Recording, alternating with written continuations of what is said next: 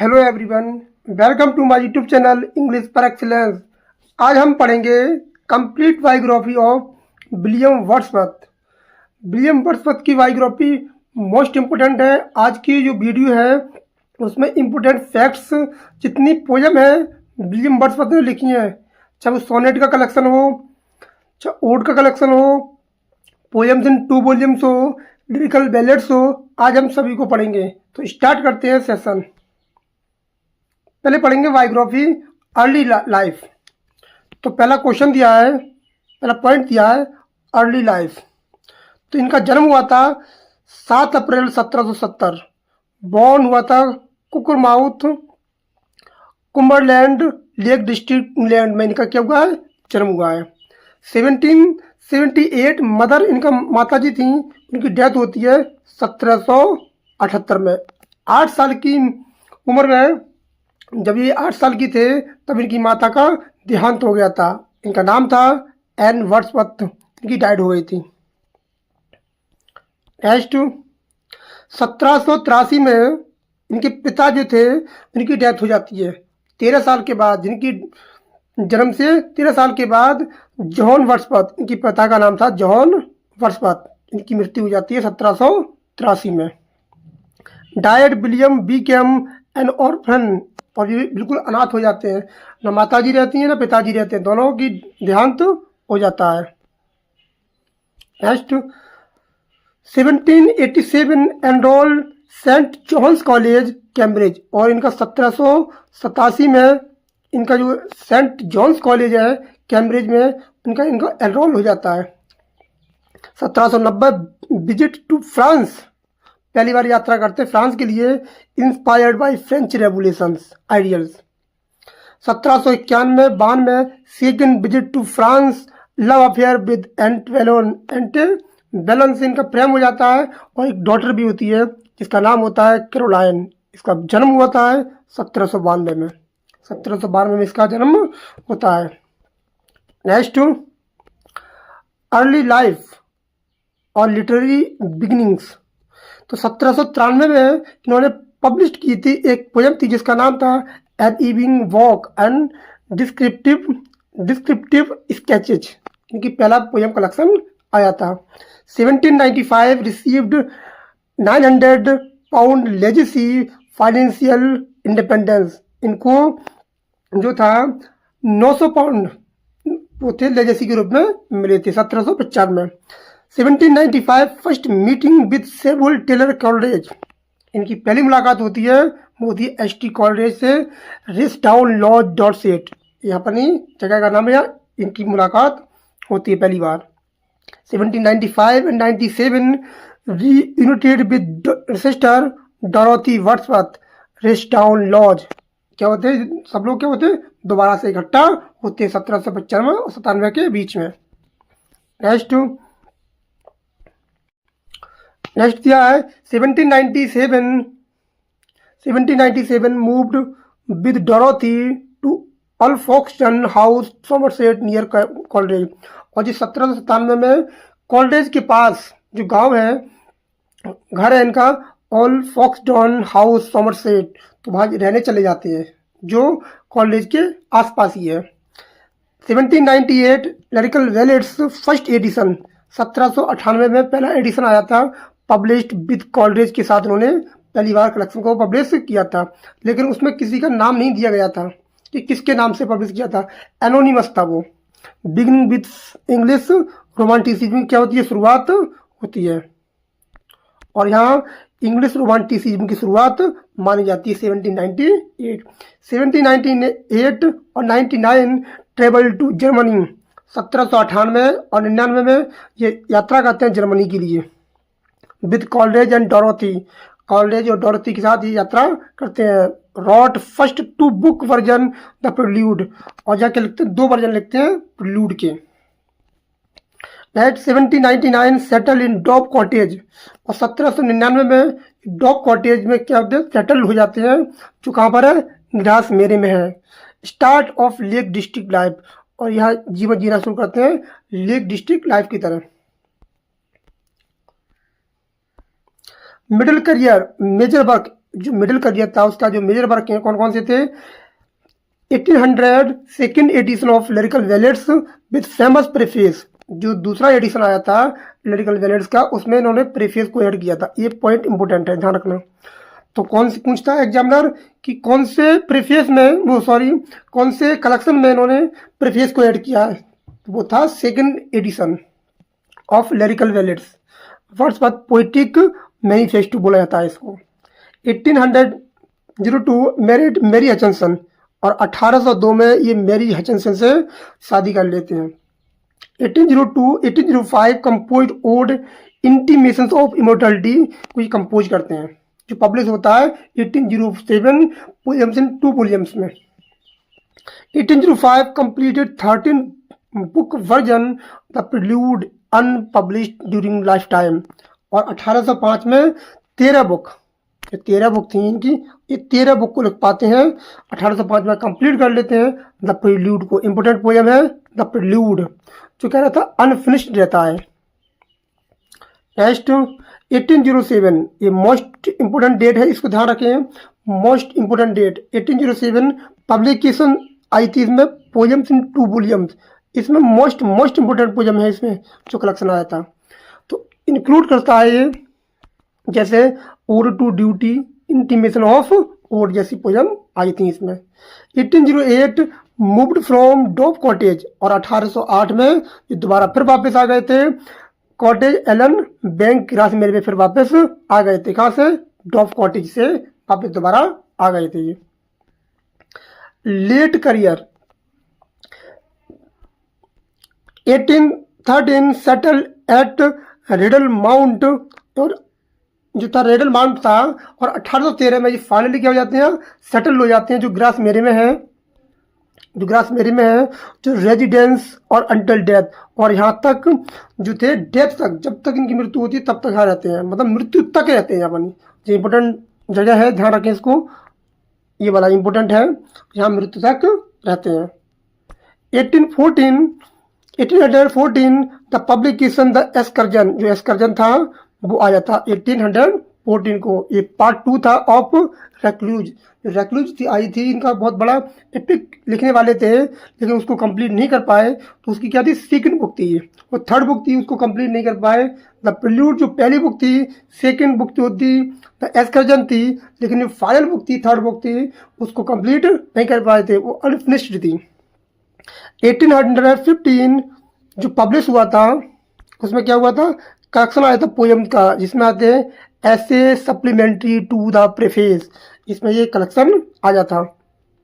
1820 publication of the river Duddon sonnets, कुछ sonnet का publication आया था, जो आया था 1820 में, जो एक्सटेंडेड किया गया था गाइड टू द लेक्स नाम से एक्सटेंडेड किया गया था।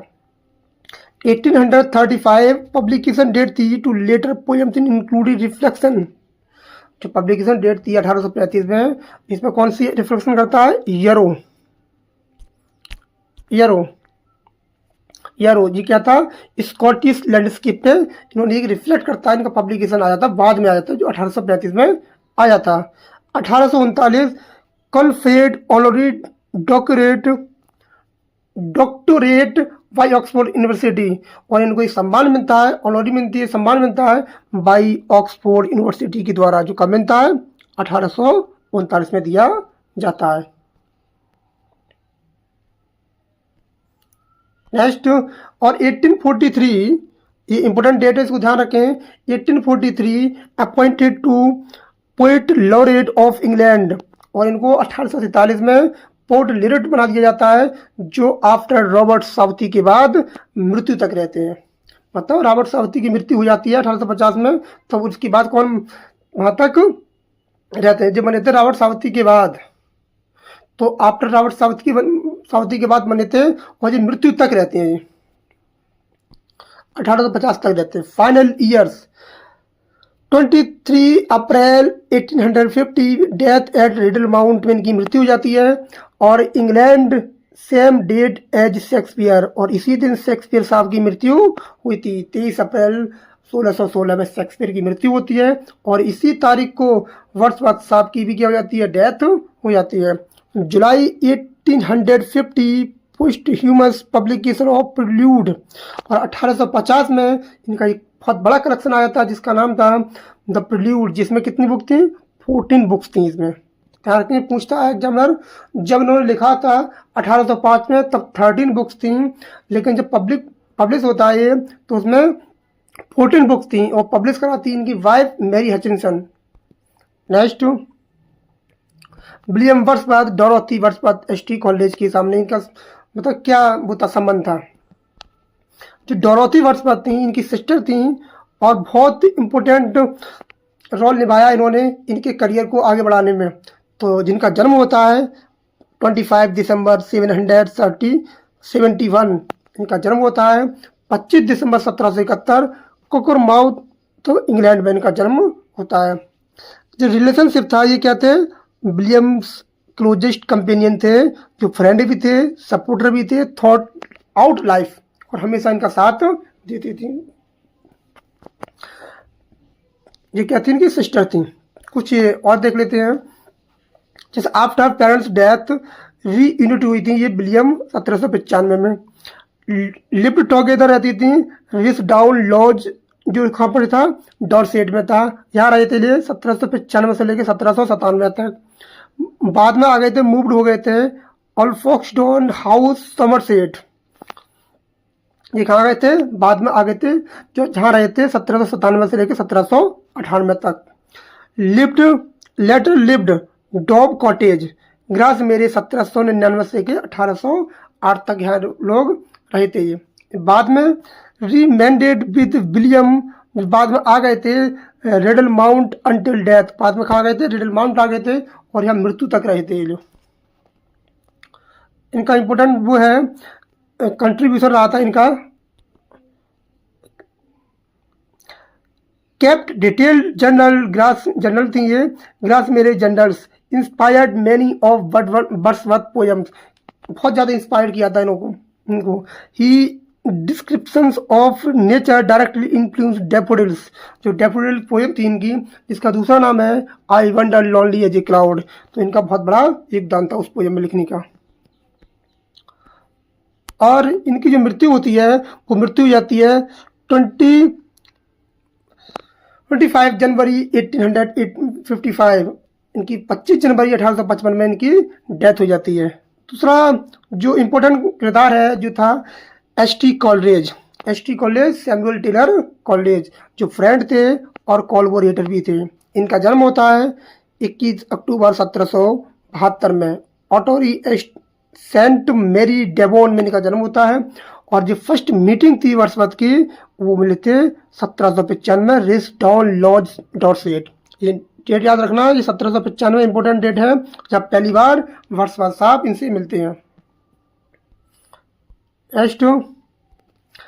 क्लोज फ्रेंडशिप इम्प्रेस किया था बाई ईच अदर्स पोइट्री, एक दूसरे की पोइट्री ने एक दूसरे को इम्प्रेस किया था। Invited Wordsworth and Dorothy to move near him Alfoxden House Somerset in 1797 में। ये जो वर्ड्सवर्थ थे उनकी सिस्टर थी वो इनके पास रहने के लिए ऑल्फोक्सटन हाउस चले गए थे। नेक्स्ट, इन्होंने क्या लिखा है कि कलेक्शन क्या है? कोलैबोरेशन। इन्होंने लिखा है लिरिकल वेलेट्स लिखा था मिलकर, जिसमें विलियम वर्ड्सवर्थ की 19 पोयम थी और जबकि एसटी कॉलेज की 4 पोयम थी। जो 4 पोयम थी बहुत इंपॉर्टेंट पोयम थी। जो 4 पोयम 19 पोयम से जो थी उनसे भी ज़्यादा इंपॉर्टेंट थी। तो ये क्या था? इनकी कलेक्शन था। इस सेपरेशन कब अलग होते हैं? फ्रेंडशिप कूल आफ्टर 1802, 1802 में इनकी जो था रिश्ता खत्म हो गया था due to personal and philosophical differences. के बाद इनका क्या हो गया था? रिश्ता खत्म हो गया था।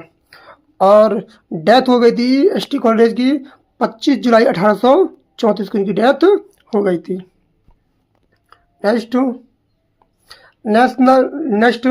जो इसकी पर्सनल लाइफ है, जिसे पता ही कि ही मैरिड मैरी हचिंसन 1802 और 1802 में मैरी हचिंसन से ये शादी कर लेते हैं।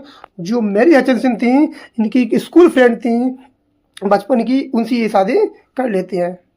इनके 5 बच्चे थे।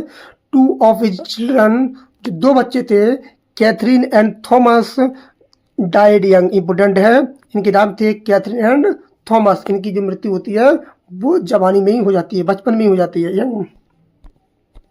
Next,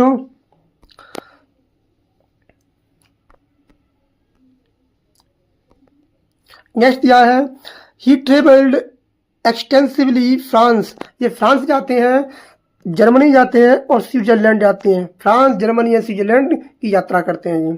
he visited Scotland with Coleridge and Dorothy in 1803 में क्या करते हैं, ये स्कॉटलैंड जाते हैं।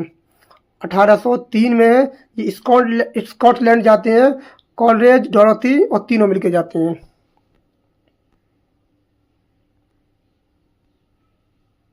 नेक्स्ट, अब पढ़ते हैं लिरिकल वेलिड्स। जो लिरिकल वेलिड्स था वो कंप्लीट पोयम लिस्ट है, क्रॉनिकल ऑर्डर, ठीक है, जो आया था 1718 में, जो फर्स्ट एडिशन था। इसमें कितनी पोयम थी, इसमें जो पोयम थी वो थी, जो पब्लिश कराया था वो था ब्रिस्टॉल बाय जोसेफ कॉटेल। इसमें 23 पोयम थी, इसमें 23 पोयम थी। और पब्लिश कराने वाला व्यक्ति कौन था, जिसमें था जोसेफ कॉटेल। इसको इम्पोर्टेंट डेट है, ये वो व्यक्ति है जोसेफ कॉटेल, इसको ध्यान रखें, जोसेफ कॉटले। इसमें कौन कौन सी पोयम है, इसमें सबसे ज़्यादा इंपॉर्टेंट पोयम है वो दिया है rhyme of the ancient mind, जो किसकी है, कॉलरेज की सबसे इंपॉर्टेंट पोयम है। जो पहली पोयम है 23 पोयम में, सबसे पहली पोयम है वो कॉलरेज की है और सबसे लास्ट पोयम वो विलियम वर्ड्सवर्थ की है। द फोस्टर मदर्स, ये भी किसकी है, कॉलरेज साहब की है। Lines left upon a seed in you tree, ये किसकी है, वर्ड्सवर्थ की है। द नाइटिंगेल वर्ड्सवर्थ की है। जो सबसे ज़्यादा इंपॉर्टेंट पोयम है वो बताता चलेंगे हम। The female background Wordsworth, Goody Blake and Harry Gill Wordsworth की है। Lines written at small distance from my house, ये भी किसकी है, वर्ड्सवर्थ की है। द थर्ड इंपॉर्टेंट पोयम है ये BR7, ये इंपॉर्टेंट पोयम है, इसको ध्यान रखें। नेक्स्ट, एंसिडोट फॉर फादर्स वर्ड्सवर्थ की है। लाइन्स रिटन अर्ली स्प्रिंग, ये भी इंपॉर्टेंट पोयम है, इसको ध्यान रखें, ये किसकी, वर्ड्सवर्थ की है। The table turn, most important poem table turn, जो आई थी पहले कलेक्शन में आई थी, पहले वॉल्यूम में आई थी, वर्ड्सवर्थ की है। एक्सपोस्टोलिशन एंड रिप्लाई वर्ड्सवर्थ की है। The complaint of forsaken Indian women Wordsworth साहब की है। Next, the last of the flock, ये भी किसकी है, वर्ड्सवर्थ की है। द इडियट बॉय, ये इंपॉर्टेंट पोयम है, इडियट बॉय वर्ड्सवर्थ की है। द मेड मदर, ये वर्ड्सवर्थ की है। द डजन, ये मोस्ट इंपॉर्टेंट है, ये वाली, ये मोस्ट इंपॉर्टेंट है, जो कॉलरेज साहब की है। जो कॉलरेज की पोयम है, 4 पोयम है, वो इंपॉर्टेंट है। पूछता है एग्जामिनर कि last poem William ST. Coleridge की कौन सी थी, वो कौन सी थी, डंजियन थी। तो कौन सी थी, डंजियन थी, जो कॉलरेज की साहब की थी। Next, lines, the lines written near Richmond Wordsworth की है। द चाइल्डलेस फादर वर्ड्सवर्थ की है। The old man travelling Wordsworth की है। कन्विक्ट सप्रेस्ड आफ्टर 1798 वर्ड्सवर्थ की है। और मोस्ट इंपॉर्टेंट जो पोयम है वो है लाइन्स कंपोज ए फ्यू माइल्स अबव टिंटन एबे, जो किसकी है, वर्ड्सवर्थ की। मोस्ट इंपॉर्टेंट पोयम है ये। हमने इस पर वीडियो बना दी गई है, अगर आपने वो नहीं देखी है तो वीडियो के डिस्क्रिप्शन में या प्ले लिस्ट में जाएं, आपको उसकी लिंक मिल जाएगी। टिंटन एबे पे वीडियो ऑलरेडी बना दी है। अब पढ़ते हैं सेकंड एडिशन जो आया था, वो आया था 1800 में। इसमें क्या करते हैं, जो पोयम थी पहली वॉल्यूम की उसमें डाल देते हैं और इसमें प्रीफेस को ऐड कर देते हैं। इसमें जो सारी पोयम थी लिरिकल बैलेड की फर्स्ट वॉल्यूम की सारी इसमें पोयम आ जाती हैं और इसमें क्या कर देते हैं, इसमें प्रीफेस को ऐड कर देते हैं।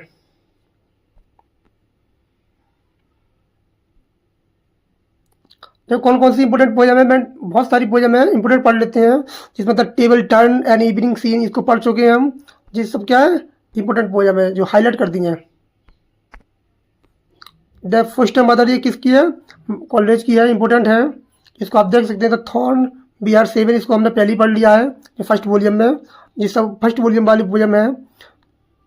आप पढ़ते हैं सेकंड वॉल्यूम, ये क्या है सब, ये टिंटन एबी, ये इंपॉर्टेंट पोयम है, ये वाली, ये टिंटन एबी वाली, ये इंपॉर्टेंट है, ये हमने पहली वॉल्यूम में पढ़ लिया। उसको बढ़ा दिया था कुछ पोयम, तो 38 हो गई थी। तो सेकंड वॉल्यूम में कौन सी इंपॉर्टेंट है, इसमें सबसे ज़्यादा इंपॉर्टेंट है वो है तुम्हारी लूसी पोयम, जो है Strange fits of passion have I non, ये क्या है, लूसी पोयम है, जिसको ऐड किया था सेकंड वॉल्यूम में, 1800 में आई थी।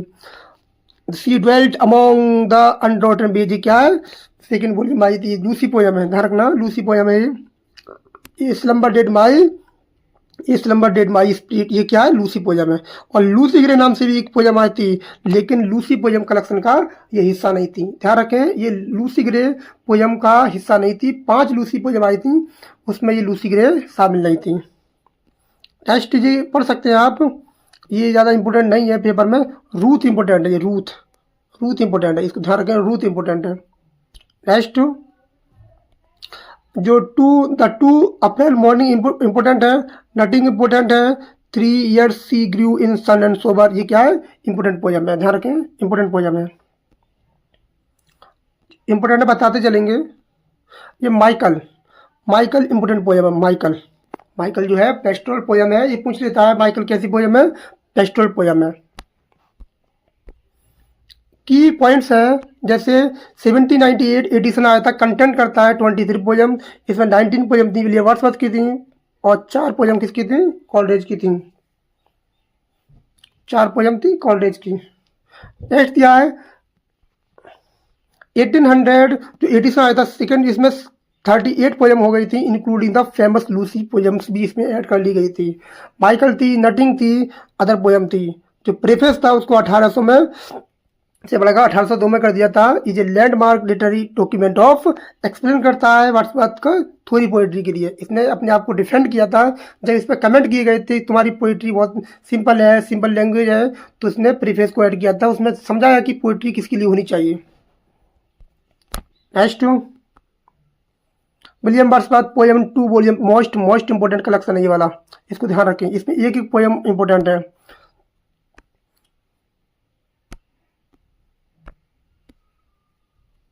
तो पहली पोयम कौन सी है, इसमें ये गलत टाइप हो गया है, इसको हटा दो, इसको, ये गलत टाइप हो गया है। The sparrow nest, sparrow nest ये पहली पोयम है। सी बाज ए फैंटम डिलाइट, इंपॉर्टेंट पोयम, ध्यान रखें, सी बाज ए फैंटम डिलाइट अपनी पत्नी के लिए लिखा था उन्होंने। To a butterfly 2 poems, 2 poems. The smile of celandine, celandine है। I wander lonely as a crowd, most most important poem है ये वाली, इस पर भी हमने वीडियो बना दी है, अगर आपने नहीं देखी है तो देख सकते हैं आप जाके। The reverie of a poor Susan important है। The sailor mother, the resolution in independence important poem है। ओ टू ड्यूटी इंपोर्टेंट है। The kitten and falling leaves, pet lamb. Next इसमें कौन कौन सी है उसी चल रहा है। The beggars, life fall, to H 6 years old, my heart's leaps up important poem है, my heart's leaps up, leech के अंदर इंपोर्टेंट है। यू टीयर्स है, 2 ब्रदर्स है, माइकल इंपोर्टेंट है। There was a boy, compose upon Westminster Bridge, London 8002, most most most important है, जो Milton की लिखी गई थी। Milton thou shouldst be living at this hour, the world is too much with us, most important poem है, जो sonnet है। इस पर हमने वीडियो बना दी है, अगर आपने वो नहीं देखा है तो वीडियो की डिस्क्रिप्शन में आपको लिंक मिल जाएगी। द सोनेट का कलेक्शन आया था। The sonnet compose by the seaside near Calais, the sonnet written in London सितंबर 1802। और आप देख सकते हैं जो पोयम थी, जो 2 वॉल्यूम था उसमें आई थी ये पोयम। कौन कौन सी पोयम है, द हैप्पी वॉरियर है, करेक्टर ऑफ द हैप्पी है, हैप्पी वॉरियर है। लाउडोमिया इंपोर्टेंट पोयम है जो आई थी, ये सेकंड वॉल्यूम में आई थी। एलेजिक स्टेंजा है, stage by the picture of पीले है, पीले है, पीले कास्टल इसे बोलते हैं। ओल्ड इंटीमेशन इमोर्टलिटी है, इसमें आई थी, क्लोजिंग पोयम है। टू स्लीप है, द डेसी है, टू द कुक्कू है, टू स्काईलार्क है, फिडेलिटी है, द अफेक्शन ऑफ माइग्रेंट है, फोर्थ सेकंड है, the complaint of the fourth second. आप इसको पढ़ सकते हैं, आप वीडियो पॉज करके इसको पढ़ सकते हैं। नेक्स्ट पढ़ते हैं, जिसमें पोयम कौन कौन सी इंपोर्टेंट है। 1807 वाले में I wander lonely as a cloud important है। Ode to duty, London 1802।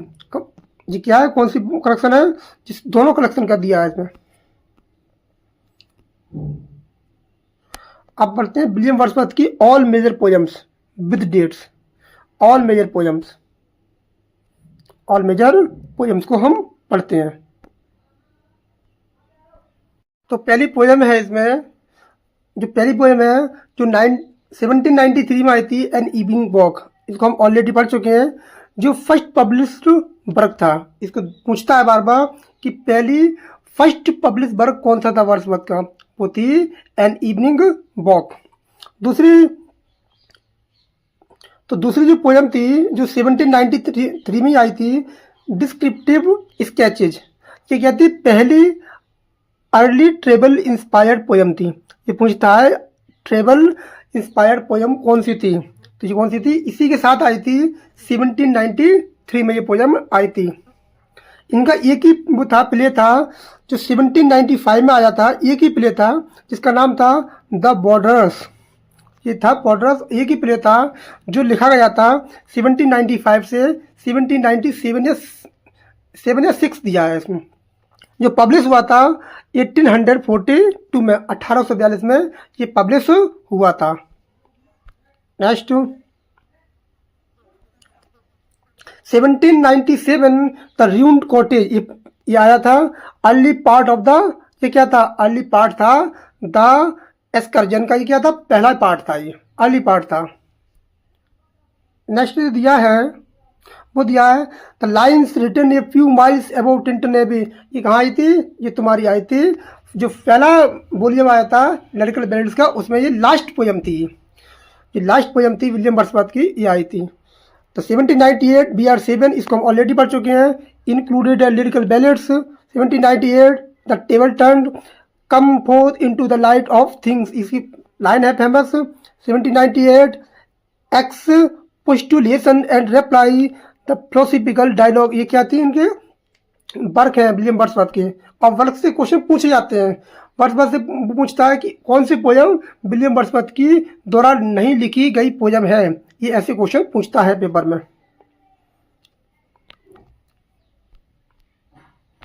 जैसे 1798 में आई थी BR7 इंक्लूडिंग लिरिकल बैलेड्स में आई थी। 1798 जो पहला कलेक्शन आया था, पहला वॉल्यूम आया था 1798 में, उसमें ये पोएम इंक्लूड थी। जो 1798 लिखा है तो समझ जाना क्या है, उसी की क्या है पोएम है। द टेबल टर्न है 98 में आई थी, एक्सपल जो हो गया है।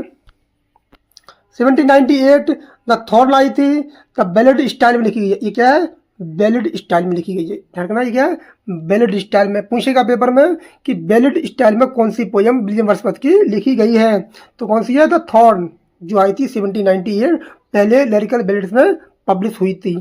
1798 गुडी ब्लैक एंड हैरी गिल, ये क्या है, रस्टिक बैलेड है ये। 1798 और 1801 लूसी पोएम सीरीज आई थी, जो इंक्लूड थी सी ड्वेल्ट अमॉन्ग द अनडॉर्डन पेज, ध्यान रखना, उसमें 5 पोएम थी, 5 पोएम थी, ये सीरीज थी लूसी पोएम की, 5 पोएम आई थी।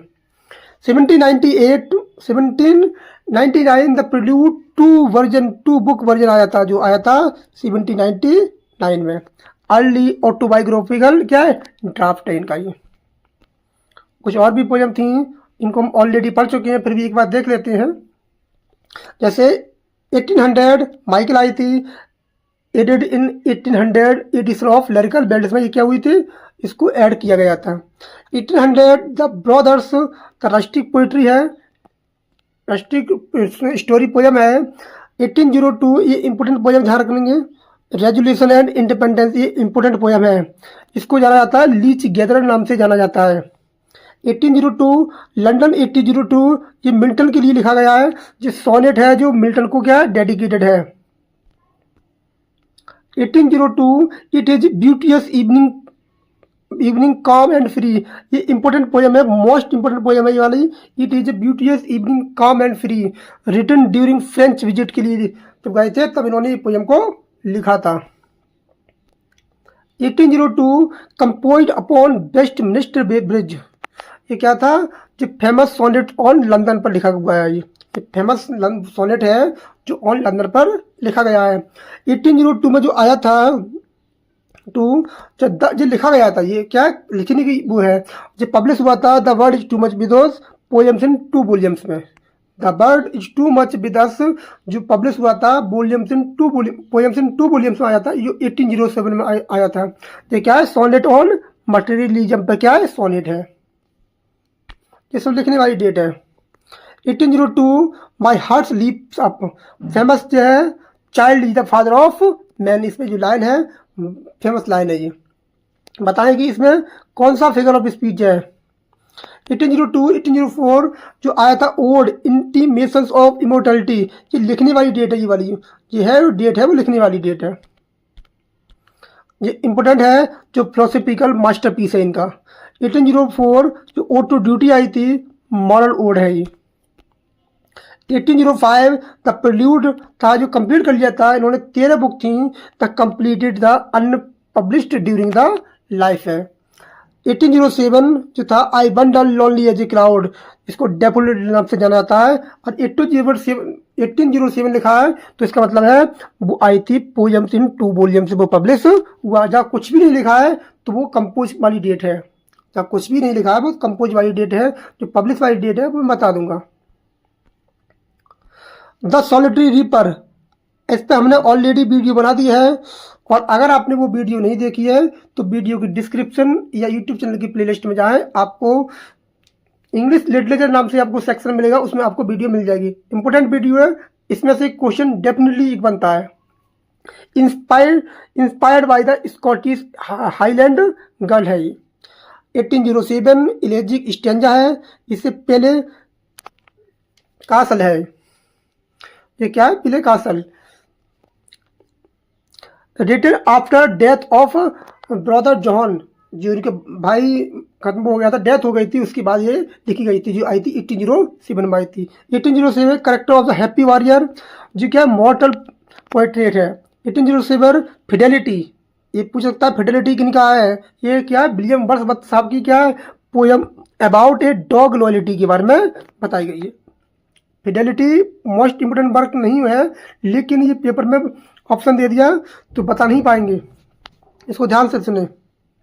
1807 में आई थी the affections of Margaret, emotional narrative poem है ये। 1807 the green line, the short nature lyric है। 1807 द कुक्कू, इंपोर्टेंट है कुक्कू, एड्रेस करती है to a word of spring, to skylark लार्क, ये टू स्काई लार्क एक पॉइंट और है पीवी शैली, उनकी भी क्या है टू स्काई लार्क पोएम है, ध्यान रखें टू स्काई लार्क इनकी भी है, और टू स्काई लार्क जो है वो पीवी शैली की भी है। इंपोर्टेंट वर्क दोनों एक जैसी लिखी हुई है।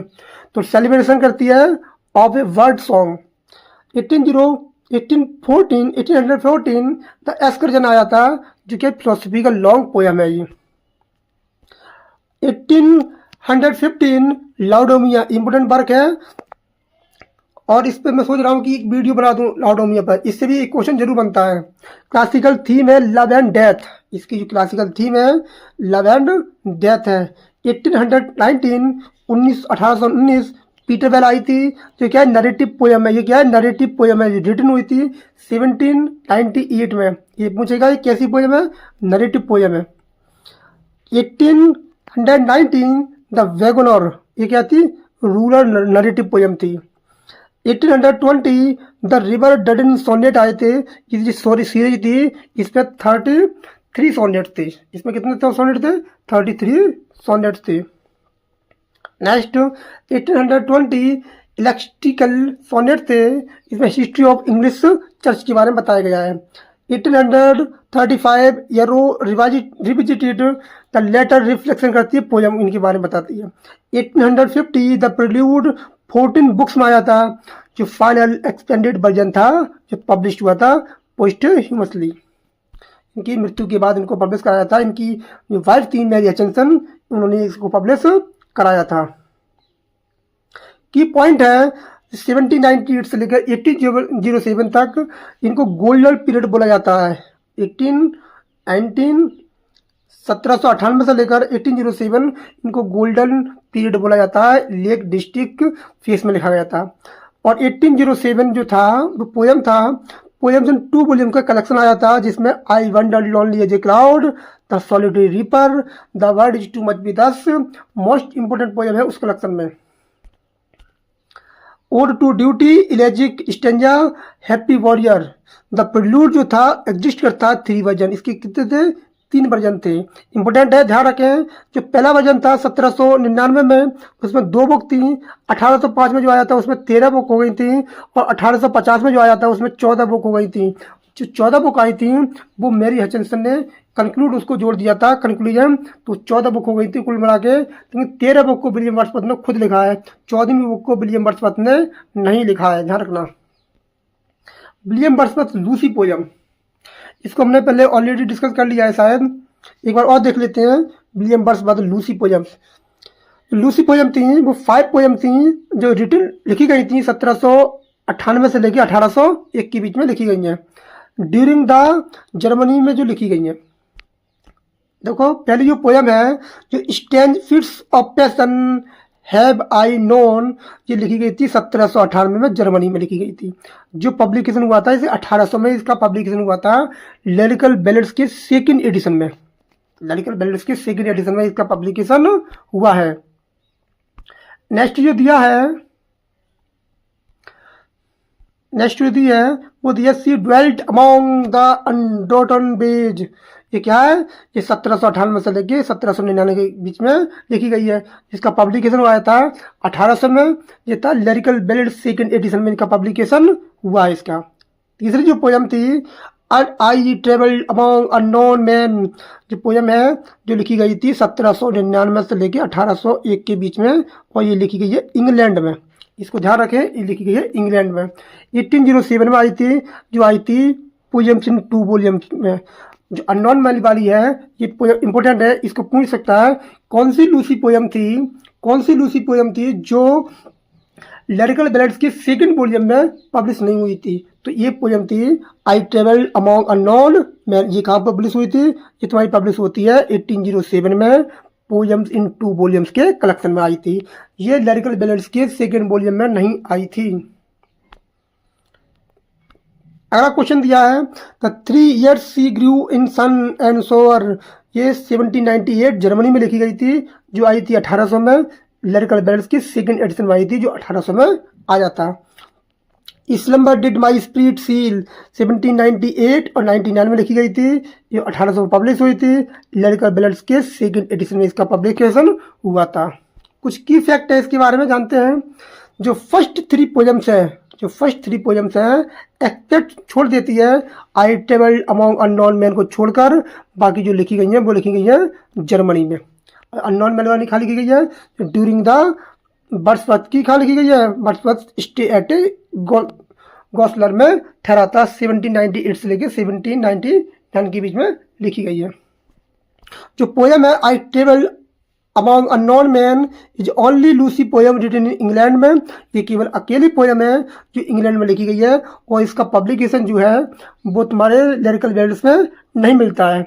वो जो पब्लिश होती है वो कहाँ होती है, वो होती है पोयम्स इन 2 वॉल्यूम्स के जो एडिशन आया था उसमें पब्लिश हुई थी। तो लिखी गई है इंग्लैंड में, अकेली पोयम है जो लिखी गई है इंग्लैंड में। आगे ये दे रहा है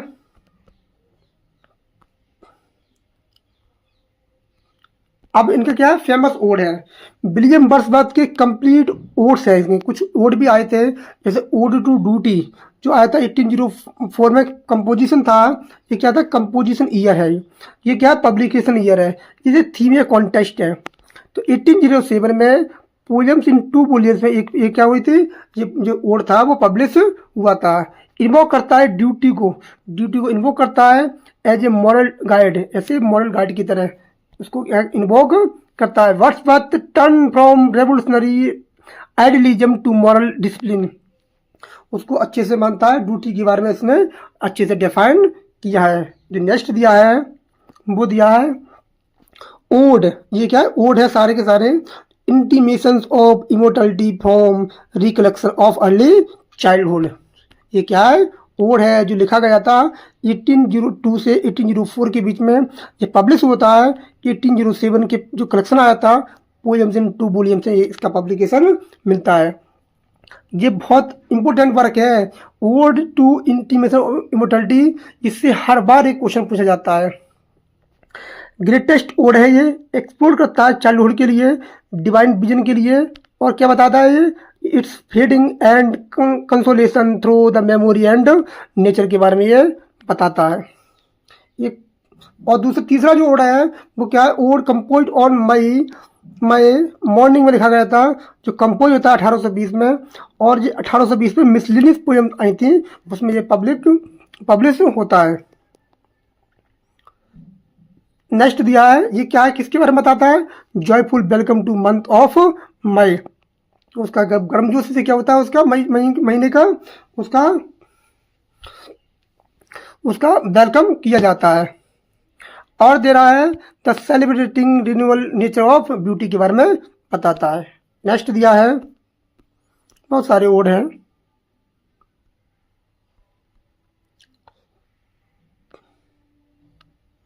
नेक्स्ट दिया है द थैंक्स गिविंग ओड। ये क्या ओड है, जो ode the morning of the day appointed for the general thanks giving.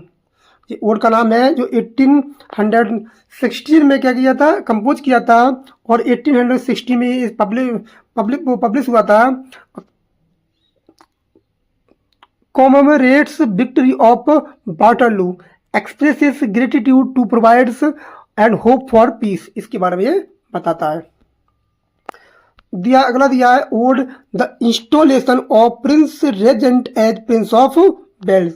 1814 में लिखा गया था, जो 1815 में जो पोएम आई थी, कलेक्शन आया था पोएम का, कलेक्टेड पोएम्स, उसमें ये पब्लिश हुआ था। पॉलिटिकल ओड है ये, रिटन फॉर रॉयल ओकेजन्स के लिए लिखा गया है। अगला दिया है, ओड टू द लायरॉक्स, जो 3 ओड्स टू लायरॉक्स का ये कलेक्शन है, जो 1817 से 1820 के बीच में लिखा गया है, जो पब्लिश हुआ था 1820 में मिसलिनियस पोएम में ये पब्लिश होता है। 3 corrected odes address to the Lycoris. Poetic name था मैरी हचिंसन, जो इसका पोइटिक नेम था फॉर मैरी हचिंसन के लिए लिखा गया, और डोरा के लिए। स्कॉलर से डिबेट करते हैं, मेडिटेट करते हैं, पर्सनल रिफ्लेक्ट करते हैं, इस वाले ओड टू लायरॉक्स के लिए। नेक्स्ट दिया है, ओड कंपोज इन जनवरी 1816 में आया था, 1816 में आया था, और ये पब्लिश होता है 1816 में। Thanksgiving ode two volume, ये कलेक्शन आया था, उसमें ये पब्लिश होता है। कंटेम्पलेशन है and on Europe's conditions after the Napoleon fall के बाद कैसी कंडीशन थी, उसके बारे में बताता है। अगला जो आया था, ode to the power of sound, जो 1835 में आया था, ये पब्लिश होता है 1835 में। येरो रिविजिटेड एंड अदर पोएम में ये फाइनल कलेक्शन आया था, उसमें ये पब्लिश होता है। ये फिलोसफिकल ओड है on the divine, the power of the music and sound on the human experience के बारे में बताता है।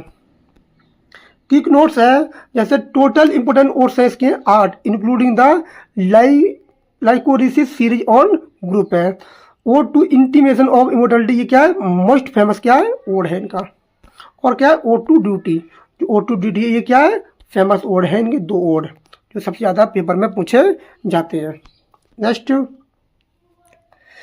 कुछ इनके कलेक्शन भी आए थे, जो आए थे सोनेट कलेक्शन, जो सोनेट कलेक्शन आए थे उनको हम देख लेते हैं एक बार जल्दी फटाफट से।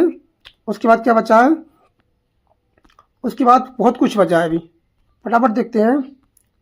सोनेट कलेक्शन, जो पहला कलेक्शन आया था, जिसमें क्या दिया है, पहले दिया है सोनेट कलेक्शन का ग्रुप दिया है, ईयर ऑफ कंपोजिशन दिया है, ईयर ऑफ पब्लिकेशन दिया है, थीम ऑफ इम्पोर्टेंस दिया है। इम्पोर्टेंट क्या है इसकी, तो फटाफट देखते हैं। द अर्ली सोनेट थे जुबिलाइन, जो 1787 से लेकर 1793 में कंपोजिशन डेट है, और फर्स्ट पब्लिश्ड हुआ था 1793, and evening walk and descriptive sketches के साथ ये पब्लिश होता है। इसका मतलब क्या है, अर्ली एक्सपेरिमेंटल सोनेट्स है, इन्फ्लुएंस करता है बाय मिल्टन एंड ग्री के बारे में ये बताता है, इन्फ्लुएंस करता है। सोनेट नंबर था, sonnet dedicated to the liberty, part of the poem था 1802 एंड 1807, 2 वॉल्यूम से ये आया था, जो पब्लिश होता है 1807 पोएम्स इन 2 वॉल्यूम में ये पब्लिश होता है। ध्यान रखना ये कहाँ होता है, पोएम्स इन 2 वॉल्यूम, जो 1807 में आया था। सेलिब्रेट्स करता है human freedom and spirit of patriotism और मॉरल ड्यूटी के बारे में बताता है।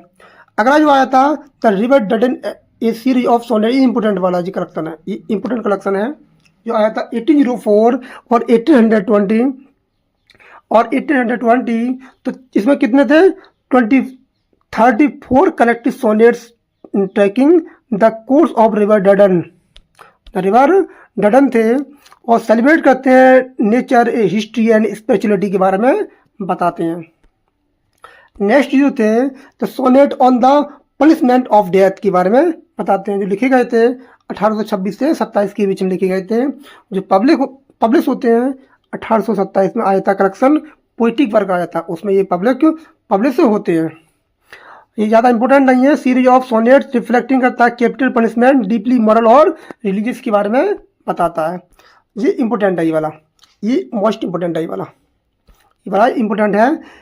इलेक्ट्रिकल सोनेट्स था, इलेक्ट्रिकल सोनेट्स स्केचेज था जो 1820 और 22 के बीच में लिखा गया था, पब्लिश होता है 1822 में। इसमें 132 सोनेट थे, ये इंपॉर्टेंट है। इसमें कितने थे, इसमें 132 सोनेट थे। ट्रैकिंग करता है the history of English church from the it's early days of reformation and beyond के बारे में ये बताता है। इसमें इंपॉर्टेंट ये है कि इसमें इस कलेक्शन में कब पब्लिश हुआ था 1822 में, और इसमें कितने सोनेट थे, तो इसमें 132 सोनेट थे। नेक्स्ट एक सोनेट का कलेक्शन आया था जिसका नाम था मिसलेनियस सोनेट, जो थ्रू आउट करता है लव के बारे में, इनकी जीवन के बारे में बताता है। कलेक्टेड इन वेरियस एडिशन थे, इसके काफ़ी सारे एडिशन थे, जो 1807 में आता है, 15 में आता है, 20 में आता है और 38 में आता है। ये मिसलेनियस सोनेट, इसमें इंक्लूड था फेमस सोनेट लाइक जैसे लंदन 1802, इसमें जो आया था, इसमें ये इंपॉर्टेंट है कलेक्शन, ध्यान रखना है, इंपॉर्टेंट है 3 कलेक्शन। इसमें कौन था,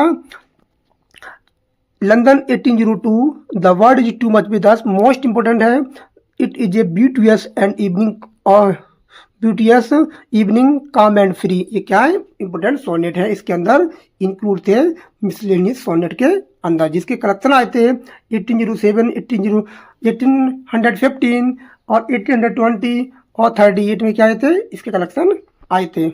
तो कौन कौन से इंपॉर्टेंट है, इसमें मिसलेनियस वाला ये क्या इंपॉर्टेंट है, ये वाला इंपॉर्टेंट है। इसमें कितने 132 है, और इसमें जो ये वाला जो दिया है the river Duddon a series of sonnet, ये इंपॉर्टेंट, इसमें 34 है। नेक्स्ट देखते हैं, नेक्स्ट दिया है वर्ड्सवर्थ रिपीटेड करता है Milton sonnet and made a central romantic poetry के बारे में बताता है। जो मोस्ट इंपोर्टेंट जो एग्जाम के लिए आता है वो 1802 वाला, जो लंदन 1802 है, इंपोर्टेंट है। The bird is too much with us, most important है, ये बार बार पेपर में आता रहता है और इससे एक क्वेश्चन जरूर बनता है। और कौन सा इंपोर्टेंट है, the river Duddon sonnet 1820, the ecclesiastical sonnet जो था, जो 1822 में आया था, ये इंपोर्टेंट है। अब आता है प्रिल्यूड जो दिया है, प्रिल्यूड। अब हम पढ़ेंगे द प्रिल्यूड के बारे में। इसका जो फुल टाइटल है वो क्या है, इसका फुल टाइटल है the prelude growth of poets mind, और क्या है, एन ऑटोबायोग्राफिकल क्या है, पोयम है। ये इंपॉर्टेंट है, इस लाइन को ध्यान रखें। ये क्या द प्रिल्यूड है, जिसका दूसरा नाम है growth of poets mind N autobiographical poem है। इसका टाइप क्या है, टाइप ऑफ वर्क क्या है, लॉन्ग ब्लैंक वर्स पोयम है, जो ऑटोबायोग्राफिकल पोयम में लिखी गई है। इसका जॉनरा क्या है, फिलोसॉफिकल है, ऑटोबायोग्राफिकल है, रोमांटिक इपिक है। मेन थीम क्या है इसकी, development of Wordsworth one mind है एंड इमेजिनेशन की गई है इसमें, और फ्रॉम चाइल्डहुड से लेकर फ्रॉम एडल्टहुड के बारे में under the influence of nature के गाइडेंस में इन्होंने पूरा बचपन से लेके अपनी जवानी के बारे में लिखा है। कंपोजिशन पीरियड क्या है इसका, जो 1799 में भी मिल जाएगा आपको, 98 में भी मिल जाएगा, और 1805 अर्ली वर्जन इसके आए थे। तो रिवाइज करता है several times until his death. In final version जो आया था वो आया था 1850 में, इसका फाइनल वर्जन आया था। फर्स्ट पब्लिकेशन हुआ था इसका, फर्स्ट पब्लिकेशन 1850 में पोस्ट्यूमसली बाय हिज विडो वाइफ थी इनकी, मैरी हचिंसन, वर्ड्सवर्थ ने किया, इनको क्या किया था, पब्लिश किया था। इनका जो फाइनल वर्क था 1850 में, द प्रिल्यूड को पब्लिश किया था 14 बुक में। स्ट्रक्चर क्या था इसका, इसमें 14 बुक थी। जब उन्होंने लिखा था तो अर्लियर वर्जन इसके थे वो थे 2, 5, 8, 13 बुक्स थे इसके, 2, 5, 8 और 13 थे। इसकी वर्स फॉर्म क्या है, ये पूछ लेता है। ब्लैंक वर्स है जो अराइम्ड आइम्बिक पेंटामीटर में लिखी जाती है। इसमें मीटर तो होता है लेकिन इसमें राइम नहीं होती है। इसका सब्जेक्ट कंटेंट क्या है, इसमें सब्जेक्ट कंटेंट जो दिया है, ट्रेस करता है ग्रोथ ऑफ पोर्स माइंड के लिए क्या करता है, ये ट्रेस करता है। इसमें चाइल्डहुड के बारे में बताया गया है, चाइल्डहुड की मेमोरी के बारे में बताया गया है, लव ऑफ नेचर के बारे में बताया गया है, कैम्ब्रिज यूनिवर्सिटी के बारे में बताया गया है, और फ्रेंच रेवोल्यूशन के बारे में बताया गया है। एक्सपीरियंसेस किसके बारे में बताया गया, फ्रेंच रेवोल्यूशन के एक्सपीरियंसेस क्या थे। डीपनिंग स्पिरिचुअल है, हाइपो फिजियोलॉजिकल है, रिफ्लेक्शन करता है इसके बारे में। इसको डेडिकेशन किसके लिए किया है, ये इंपॉर्टेंट है। जो द प्रिल्यूड है वो किसको डेडिकेट है, जो डेडिकेट है वो सैमुअल टेलर कॉलेज की ये डेडिकेटेड है। और जो वर्ड्सवर्थ थे, कॉल्ड कहते थे, टाइटल दिया था, उनका नाम था poem on the growth of one mind, poem on the growth of my one mind था। इसकी इंपॉर्टेंस क्या है, कंसीडर करता है विलियम वर्ड्सवर्थ ग्रेटेस्ट वर्क, ये क्या है, ग्रेटेस्ट वर्क है, the greatest romantic autobiographical poem है जो इंग्लिश लिटरेचर में मानी जाती है। इनकी पोएम कौन कौन सी, इसमें 14 बुक थी, इसमें 14 बुक थी, इसमें कितनी थी, फाइनल वर्जन में 14 बुक थी। जो पहली बुक थी वो थी childhood and school time, early love of nature. जो पहली पोएम थी वो थी, जो पहली पोएम थी इसकी चाइल्डहुड एंड स्कूल टाइम, तो पहली पोएम थी चाइल्डहुड एंड स्कूल टाइम, जो क्या थी, अर्ली लव ऑफ नेचर के बारे में बताती है। जो दूसरी बुक थी वो थी स्कूल टाइम कंटिन्यूड, भाई दोबारा बुक आई थी, कंटिन्यू चली थी। Growing consciousness early date education के बारे में बताती है। बुक नंबर 3 थी residence at Cambridge university at life early poetic ambition. ये पेपर में पूछता है कि इन्होंने कौन सी यूनिवर्सिटी का जिक्र किया है अपने द प्रिल्यूड में, तो किया था कैम्ब्रिज का। बुक नंबर 4 है वो बताती है समर वैकेशन के बारे में, जो एनकाउंटर करती है विद रूरल लाइफ के बारे में। बुक नंबर 5 जो इन्फ्लुएंस करती है, book influence of reading literature imagination के बारे में। Book number 6 Cambridge and the Alps के बारे में बताती है, कैम्ब्रिज एंड ऑल्पस के बारे में, जो फर्स्ट ट्रिप थी टू ऑल्पस के लिए, abbey of nature, ebb of nature. Book number 7 थी वो residence in London city life of experiences. Next book थी बुक नंबर 8, वो बताती है love of nature, growing maturity in understanding nature. Book number 9 थी जो residence in France, early enthusiasm for French revolution के बारे में बताती है। तो पूछ सकता है मैम, तो फ्रेंच रेवोल्यूशन के लिए कौन सी बुक थी, बुक नंबर 9 जो थी वो फ्रेंच रेवोल्यूशन की थी। बुक नंबर 10 जो थी रेजिडेंस इन फ्रांस, कंटिन्यूड हुई थी, दोबारा से वही आई थी, disillusionment with revolution. Book number 11 थी, इसमें imagination how impaired and restored, spiritual crisis and recovery के बारे में बताती है। बुक नंबर 12 थी जो imagination and tested how impaired and restored continued के बारे में बताती है। बुक नंबर जो 13 थी वो थी conclusion of the whole work, vision of poets calling. यहीं तक इन्होंने लिखा था, जो थे विलियम वर्ड्सवर्थ, वो उन्होंने 13 बुक लिखी थी। जो 14वीं बुक थी वो उनकी मैडम जो थी मैरी हचनसन थी, उन्होंने इसको लिखकर पब्लिश कराया था। Book number 14 retrospect and conclusion, the triumph of faith and poetic mission के बारे में बताती है। इसके की पॉइंट क्या है, इसके की पॉइंट है, ये क्या है, ऑटोबायोग्राफिकल एपिक है, फर्स्ट मेजर ऑटोबायोग्राफिकल पोएम है इंग्लिश लिटरेचर में। नेचर एज ए टीचर है, द सेंट्रल थीम है इसकी, nature shapes mind morality imagination इसकी थीम है। कॉलेज इन्फ्लुएंस करता है इसका, originally plan as a introduction to the recluse never completed. इनका मकसद था कि इसको इंट्रोडक्शन के तौर पर रेक्लूज जो आने वाला था उसको इंट्रोडक्शन के लिए प्रयोग की जाए, लेकिन ये वो कंप्लीट नहीं कर पाते उसको। जो पोएम थी रिवीजन था इसका, मल्टीपल वर्जन्स के थे, 1799 1799 में 2 बुक्स आई थी और 1805 में 13 बुक आई थी और 1850 में कितनी आई थी, 14 बुक्स आई थी। जो पोस्ट ह्यूमस फेम है जो पब्लिश हुआ था इनकी मृत्यु के बाद हुआ था 1850 में, जो सेक्योर कर देता है his reputation as a poet laureate of the romantic age में। फिर इनका कलेक्शन आया था जिसका नाम था द रेक्लूज, जो 1888 में आया था। 1888 में आया था। जो प्लान था लिखने का, the recluse view of nature, man and society के बारे में इनका प्लान था, टाइटल देने का इनका प्लान था। जो टाइप ऑफ वर्क है, बुक है फिलोसफिकल वर्क है, डिटेक्टिव है, लॉन्ग पोएम है, plan to as a trilogy लिखने का इनका प्लान था। इसका पर्पज क्या था, to be Wordsworth great philosophical work लिखना चाहते थे, तो रोमांटिक जो एपिक के नाम से इन्होंने सोचा था एपिक लिखूंगा मैं। अगला जो दिया है डिटेल दिया है, इसके जो पहलू थे, प्लान था, डिजाइन था, जो डिटेल में देखते हैं इसको, इसके 3 पार्ट होने वाले थे, 3 पार्ट होने वाले थे। जो पहला पार्ट था वो पहला पार्ट था इनका द प्रेल्यूड, जो क्या थी ऑटोबायोग्राफी थी इनकी, तो ग्रोथ ऑफ पोइट्स माइंड इनका क्या था, दूसरा नाम था। जो दूसरा पार्ट था वो था इनका द एस्कर्जन, जो ये पोयम थी जिसका दूसरा पार्ट था जिसका नाम था एस्कर्जन, जो डायलॉग था of the faith and doubt and philosophical.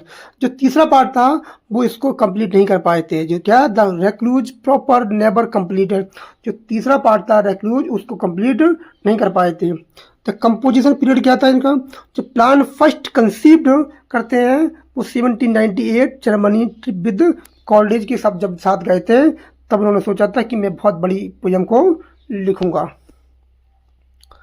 Completed parts, the only the prelude and the excursion were finished, 2 part इसके कंप्लीट कर पाए थे। The recluse proper was never complete, जो तीसरा पार्ट था रेक्लूज उसको पार्ट कंप्लीट नहीं कर पाए थे। इसकी मेन थीम क्या थी, intent to explore the relationship man nature and human society के बारे में इनका मेन थीम थी इनकी, जो ब्लेंडिंग करती है autobiography, philosophy and moral reflection के बारे में बताती है। डेडिकेशन इंस्पायरेशन जो थी वो कहाँ से मिलती है, वो प्रोजेक्ट था इनकरेज करता है इनको बाई सैमुअल टेलर कॉलेज के द्वारा इनको इनकरेज मिलती है। हु अर्ज करते हैं वर्ड्सवर्थ से to create a long philosophical poem लिखने के लिए। इसका जो पब्लिकेशन था the since recluse itself by never written, जो कभी लिखा नहीं गया था, जो सर्वाइविंग करता है पार्ट्स वर पब्लिश्ड सेपरेटली, जैसे द प्रेल्यूड होता 1850 में, द एस्कर्जन आया था 1814 में। इम्पोर्टेंस क्या है इसकी, जो कंसिडर करता है Wordsworth the magnum opus project, ये क्या था, बहुत विशाल बड़ा काम था, मैग्नम ओपस था, बहुत बड़ा कार्य था, अचीवमेंट थी, जो सोच दिखाता है his ambition become a philosophical poet of nature and humanity के लिए दिखाता है इसका। अब आता है स्ट्रक्चर ऑफ द रेक्लूज, इसका स्ट्रक्चर देख सकते हैं एक बार को, अच्छे से टाइप कर दिया है मैंने। पार्ट 1 द प्रेल्यूड था, जो क्या थी ऑटोबायोग्राफिकल पोएम थी जिसका दूसरा नाम था ग्रोथ ऑफ पोएट्स माइंड। जो दूसरा पार्ट था द एस्कर्जन था, जो 1814 में आया था। The long philosophical dialogue between bundler solitary and poet थे। जो तीसरा पार्ट था वो कभी लिखाई नहीं गया था, was to be more comprehensive philosophical synthesis calm and philosophical song है। इसमें लिखा भी है the recluse was never completed as Wordsworth originally intended, the prelude was mean to serve as introduction to the recluse, जो prelude था उसको as a introduction इसको प्रस्तुत करने वाले थे, लेकिन इनका इरादा था वो खत्म हो गया, इनका वो कंप्लीट नहीं कर पाए तब तक। अब आता है द एस्कर्जन, जो आया था 1814 में। वर्क था एस्कर्जन, जो प्लान था पार्ट 2 ऑफ रेक्लूज का दूसरा पार्ट था। जो कंपोजिशन पीरियड था इनका 1795 से लेकर 1814 तक इनका प्लान था लिखने का ड्यूरेशन है। पब्लिकेशन डेट है इसकी 1814 during the Wordsworth life time, इनका वो लिखने का वो था जो 1814 में उन्होंने लिखा था ड्यूरिंग वर्ड्सवर्थ लाइफ टाइम। इसमें कितनी बुक थी, ये इंपॉर्टेंट है, इसमें कितनी बुक थी, 9th बुक थी। इसमें 9 बुक थी जो लिखी गई हैं ब्लैंक वर्ड्स में। ये सबसे ज़्यादा इंपॉर्टेंट है कि द एस्कर्जन में कितनी बुक थी, इसमें 9 बुक थी और पब्लिक्स होता है ये 1814 में। इसकी फॉर्म क्या थी, फिलोसफिकल थी, मेडिटेटिव थी, नरेटिव पोएम थी ये। मेन कैरेक्टर कौन से थे? द वंडरर जो वाइज गाइड है, द पोएट है जो बर्ड्स पर्सोना है, द सॉलिटरी कौन है? जो डिसइल्यूजनमेंट है, डिसइल्यूजनड है, इंटेलेक्चुअल करता है। द पास्टर कौन है? वॉइस ऑफ रिलीजियस विजडम के बारे में इसके मेन कैरेक्टर है। इसकी मेन थीम क्या थी? Spiritual journey from despair to hope, faith in nature, man and divine providence की क्या थी? इसकी मेन थीम थी। इसमें कौन कौन सी बुक आती हैं? इसमें जो बुक आती है, पहली बुक क्या थी? पहली बुक थी द वंडरर। इसकी पहली बुक थी जो the poet meets the wanderer से मिलता है। जो रिटायर करते था सोल्जर टर्न वाइज मैन, जो वंडरर होता है वो रिटायर हो जाता है जो सोल्जर से। वंडरर डिस्क्राइब करता है his love for rural solitude and philosophical life rooted in nature, कि अपनी प्रेम को दर्शाता है, गांव के देहाती के बारे में अपनी प्रेम को बताता है। जो दूसरी पोएम थी जो बुक थी जो थी the solitary, the poet and wanderer visit to solitary, visit करते हैं सॉलिटरी के लिए। The recluse who has lost faith, जो अपना विश्वास खो चुके हैं due to political upheavals, French revolution जो हो चुका है उससे अपना विश्वास खो चुके हैं। पर्सनल ट्रेजेडी है, खुद की ट्रेजेडी है, his despair become the central conflict, और खुद की जो निराशा है वो बिकम सेंट्रल कॉन्फ्लिक्ट बन जाता है। बुक नंबर तीसरी जो कौन सी है इसमें? डेस्पोंडेंसी। डेस्पोंडेंसी जो बुक है जो बताती है द सॉलिटरी एक्सप्रेस करती है, सॉलिटरी एक्सप्रेस करती है होपलेसनेस, निराशाहीन, about religion, society and human destiny. The book is filled with philosophical questioning, बहुत सारे फिलोसफी क्वेश्चन करती है, बताती है। बुक नंबर फोर्थ है डेस्पोंडेंसी करेक्टेड। इसमें कौन सी बुक है?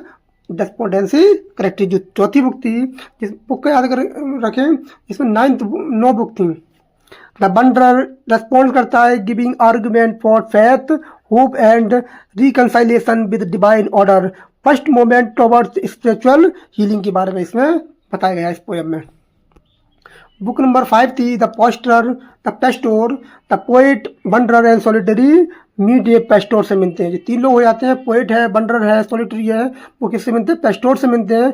इन ए माउंटेन, एक माउंटेन में मिलते हैं, माउंटेन चर्चयार्ड, एक कब्रिस्तान पर मिलते हैं। The pastor directs the local stories, showing दिखाता है मॉरल लेसन, जो क्या दिखाता है? मॉरल लेसन के बारे में बताता है फ्रॉम विलेजर्स लिव, उनके जीवन के जिंदगियों के बारे में बताता है कि लोग कैसे जीवन जीते हैं। बुक नंबर 6 है जो चर्चयार्ड अमोंग द माउंटेन, जो उनके बीच में, माउंटेन के बीच में चर्चयार्ड है, तो यहाँ से निकला इसका टाइटल, यहाँ से निकला है टाइटल, माउंटेन के बारे में बताता है। Continuation of epitaph and histories from graves के बारे में कहानियाँ चलती हैं, एपिटैप के बारे में बताता है। तो मेडिटेशन करता है on the death, suffering and moral entrance, कैसे मृत्यु, सफरिंग, दर्द, पीड़ा, उनकी नैतिक के बारे में बताया जाता है। और बुक नंबर जो 7th है द चर्चयार्ड, ये क्या है? चर्चयार्ड, जो कंटिन्यू चलती दोबारा आती है। The past pastor continue with more example, और भी एग्जाम्पल देता है, एनफोर्सिंग करता है with faith, providence and human resilience, और बहुत सारे क्या देता है? एग्जाम्पल देता है। वो ग्रामीण क्षेत्र देहात के देता है कि कैसे लोग ग्रामीण क्षेत्र में मर जाते हैं और उनका कोई कैसे जो जीवन होता है कैसे वो बिताते हैं। बुक नंबर 8 थी जिसमें पर्सोनेज के बारे में बताता है। द ग्रुप, जो पूरा ग्रुप है, ग्रुप विजिट करता है द पेस्टोर्स होम, पेस्टोर के घर जाते हैं वो, और model rural happiness and harmony के बारे में दिखाया गया है। The symbol of the ideal life United with faith and nature, जो कि प्रकृति से जुड़े विश्वास है उसके बारे में सिम्बलाइज करती है। बुक नंबर 9th है जो नवी बुक है, उसका नाम है discourse of the wanderer and final scene. जो वंडरर है वो घूमता है फिरता है, उसके बारे में लास्ट में इसके बारे में बताया गया है। क्या बताता है? Concluding philosophical reflection, the solitary through the not fully converted finds renewed peace and reconciled with society and nature, कैसे हमें शांति नहीं मिलती है, कैसे शांति को रिनाइट करना चाहिए, किस दोबारा उसको लाना चाहिए। The poem ends with the hope and spiritual काम, और जो पोएम है ख़त्म हो जाती है आशा से, स्पिरिचुअल काम से, एक देवीय शांति से क्या ख़त्म हो जाती है। और जो की थीम क्या है इसकी, nature as a moral teacher. Nature क्या है, एक मॉरल टीचर है। Nature restore harmony between a man and God के बारे में बताती है। फेथ एंड डाउट के बारे में बताया गया है। सेंट्रल कॉन्फ्लिक्ट करता है। Solitary scepticism gradually corrected. The rural life के बारे में बताया गया है इस पोएम में।